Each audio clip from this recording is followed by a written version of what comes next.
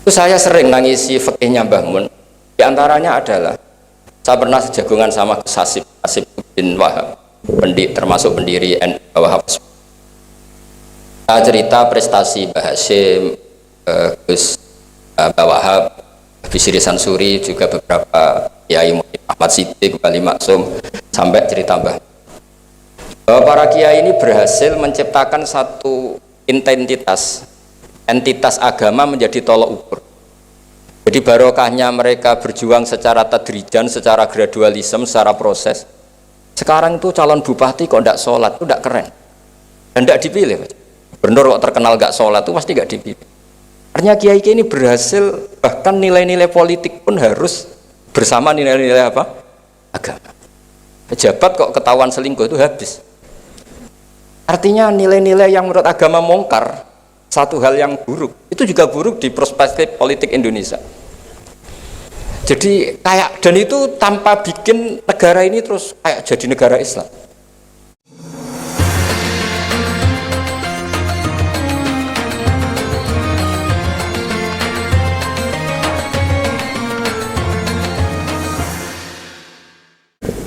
Assalamualaikum warahmatullahi wabarakatuh. Bismillahirrahmanirrahim. Rabbi shrah li sadri wa yassir li amri wahlul 'uqdatam min lisani. Allahumma shalli wa sallim ala habibika Mustafa Muhammadin wa ala alihi wa sahbihi ajmain. Amma ba'du. Yang sangat saya hormati, sangat kita hormati Kiai Haji Aufal Marom selaku Ketua Yayasan Al Anwar 3, pimpinan sekaligus pengasuh Anwar 3 Kiai Haji Abdul Ghafur, wonten Gus Iid, Mas Najib, dan yang saya hormati semua dosen, adik-adik yang saya cintai. Saya ini alhamdulillah malam ini derajat saya naik senaik-naiknya karena seumur-umur saya ini hanya bangga punya guru Mbah Mun.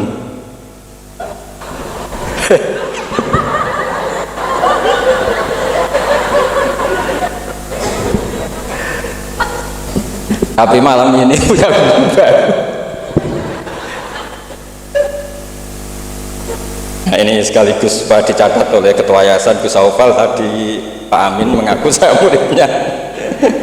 Ini satu kezaliman.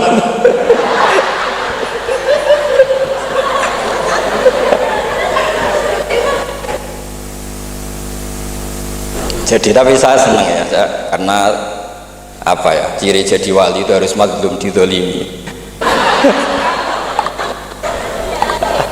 Jadi saya pastikan tidak balas lah, karena beliau ngangkat derajat saya. Saya tadi pertama bilang ini murid saya Gus Batu, saya senang sekali, seseneng-senengnya. Karena baru ini malam tersial saya. Saya dulu masih ingat ketika Gus Najih di Mekah terkenal alim alamah karena ngarang kitab. Gus Ghafur tahun pertama Mbah Mun muji-muji karena mumtaz di Al Azhar. Jadi beliau-beliau ini heboh karena karir akademiknya. Kalau Gus Amin karena ngelepas gambling di musola.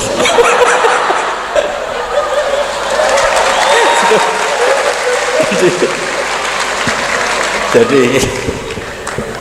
jameknya sama-sama bikin heboh. Jadi ya itu saja lah. Niru itu udah bisa penuh ya, sudah niru hebohnya saja. Tadi karena Gus Aufal baru masuk, tadi Gus Aminoto bilang gini Gus Aufal, dulu Mbah Mun sayang saya sampai dicatrikan istri. Apa Gus Ghafur bisa nyarikan saya istri? Oh bener-bener kefasikan baru dalam.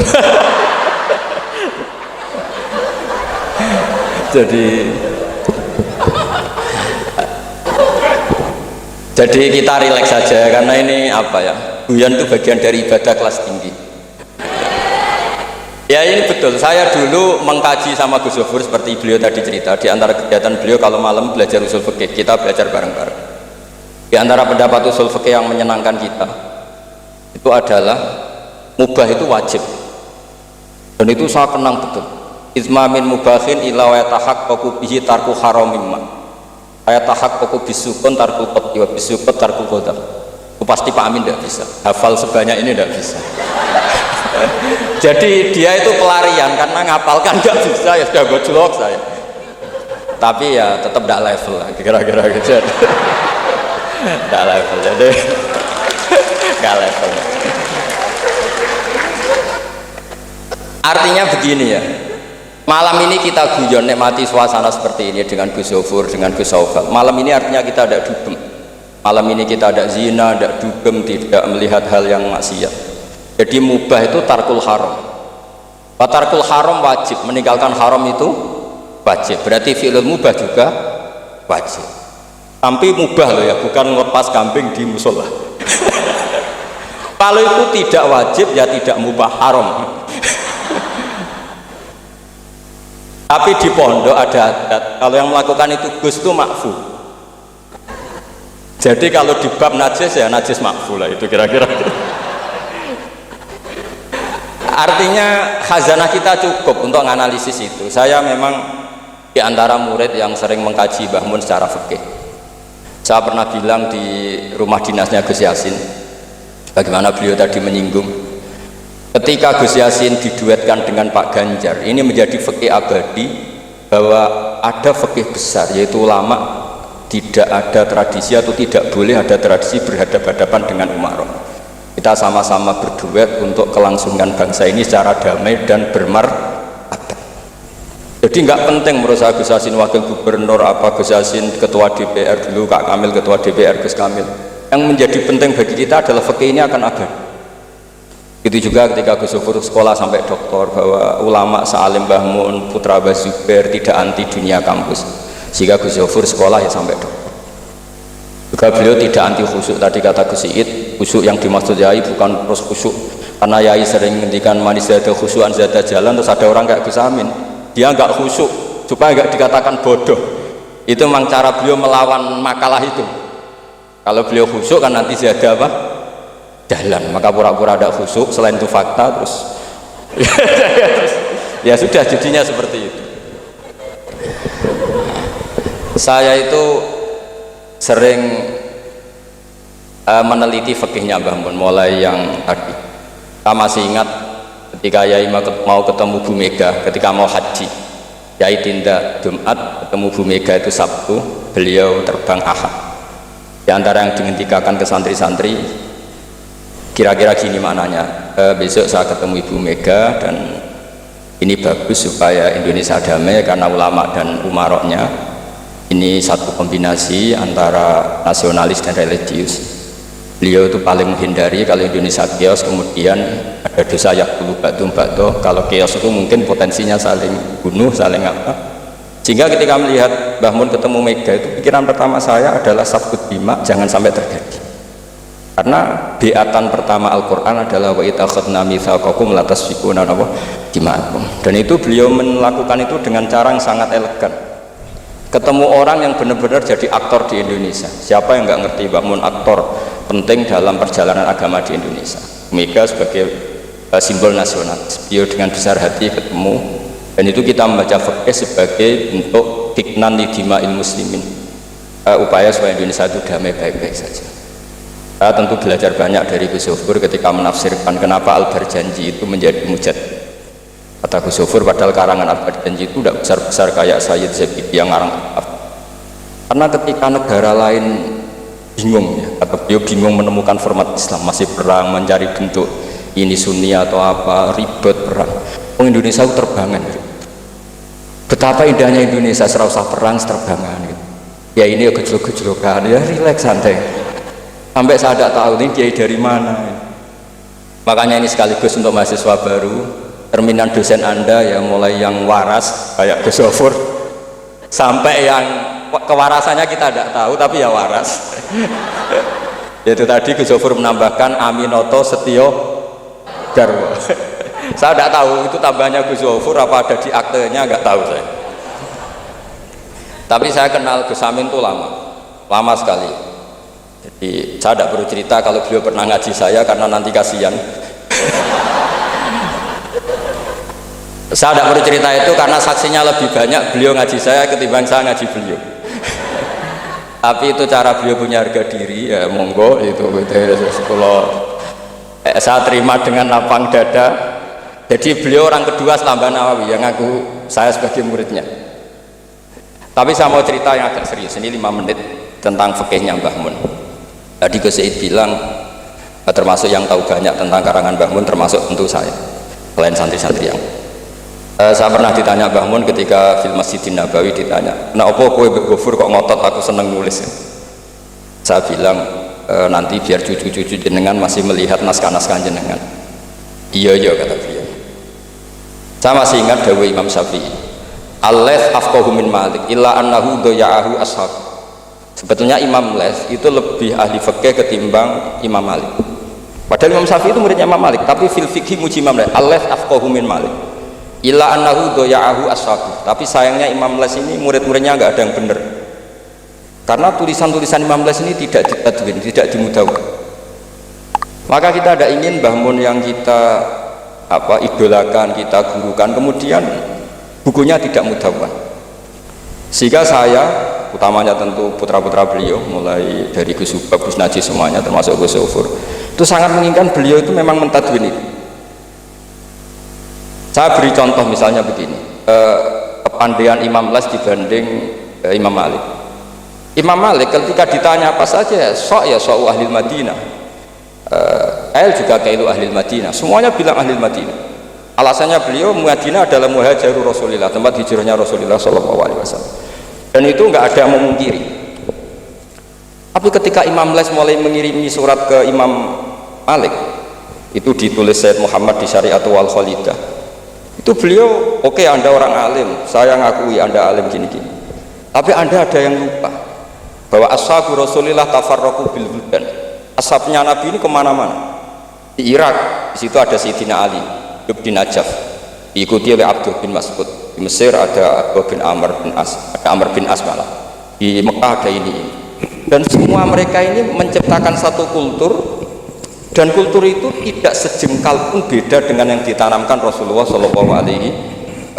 Maka tidak bisa dikatakan kalau kultur itu harus kulturnya orang Madinah.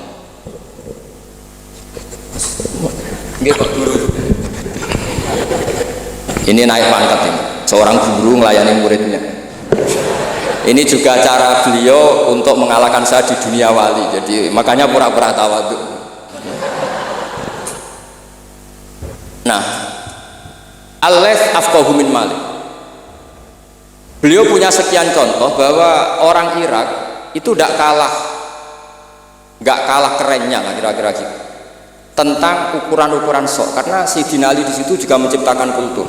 Begitu juga Amr bin As dan beberapa sahabat yang tafarraqu fil buldan. Bahkan sesuai dunia yang saya tekuni, termasuk ilmu qiraah, as-sakhul qiraati sanadan itu adalah Asim. Padahal Asim ini qari'un kufiyun. Kenapa? Karena setelah Imam Asim ada Abi Abdillah Abdurrahman As-Sulami, setelah itu Sayyidina Ali. Karena Sayyidina Ali sakanal Irak atau sakanan Najaf kalau istilah modern. Sehingga Imam Syafi'i ngetikan al-laits afqahu min Malik illa annahu daya'ahu ashab. Barokahnya bangun menulis misalnya al-ulama al-mujaddidun yang sering dibaca Gus Sofur, juga saya di beberapa pertemuan alumni, itu bangun kelihatan sekali dari awal tuh akan bina siapa saja. Beliau cerita misalnya salasun min aslil iman, beliau diantara hadis yang beliau pilih dari sekian makalah beliau dan itu dijadikan muqaddimah, wal jihad ma'akuli amirin baron kana ufajiran wasolat khalfakuli muslimin ya baron kana ufajiran. Jadi beliau memilih berteman siapa saja, membina siapa saja itu amdan, bukan sahwan, karena beliau adalah periwayat dan penulis hadis. Tentu ya diriwayatkan Nabi Dawud, memang ditulis di situ. Sudahlah kita ikut berjuang ma'akuli amir. Jihad itu di konteks Indonesia tentu mempertahankan supaya sholat ini sesuatu yang indah. Kita tahu yang bikin masjid di mana-mana itu departemen keuangan bikin masjid, kepolisian bikin masjid, kabupaten bikin masjid, gubernuran bikin masjid. Itu kalau nunggu bisaronya Pak Amin dari setel itu nggak jadi masjid, yakin. Untuk rokoknya saja mungkin pas-pasan. Tapi barokahnya kita berjuang ma'akuli amir. Para umarok dibina, beberapa kiai mulai zaman Mbah Hasyim sampai belum Mbah Hasyim yang bina Pak Karno, sampai era Mbah Mun, akhir-akhir Pak Harto juga beliau pernah ditimbali di istana, sampai Pak SBY, sampai Pak Jokowi. Sehingga aura keislaman itu ada di mana-mana. Departemen berkebutuhan ngaji. Bahkan Gus Sofur pernah cerita, saya pernah beliau diundang di kantor pusat PDI untuk ngaji. Gak kebayang. Pertama Gus Yassin daftar di KPU yang ditanyakan, Bang, gue tenang mau ngimami sholat sampai Pak Ganjar. Nggih, Mbah Mun seneng sekali. Jangan kira senengnya Mbah Mun karena jabatan, seneng.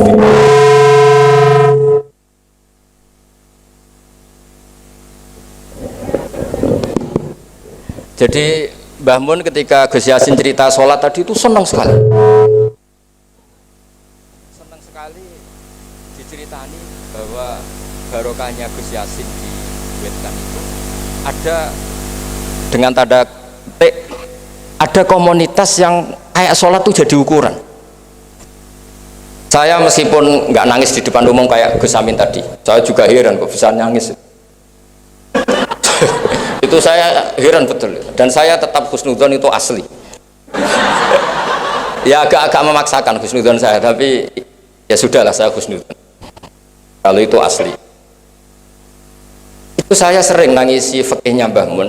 Di antaranya adalah saya pernah sejagongan sama Gus Hasib bin Wahab, termasuk pendiri NU Wahab.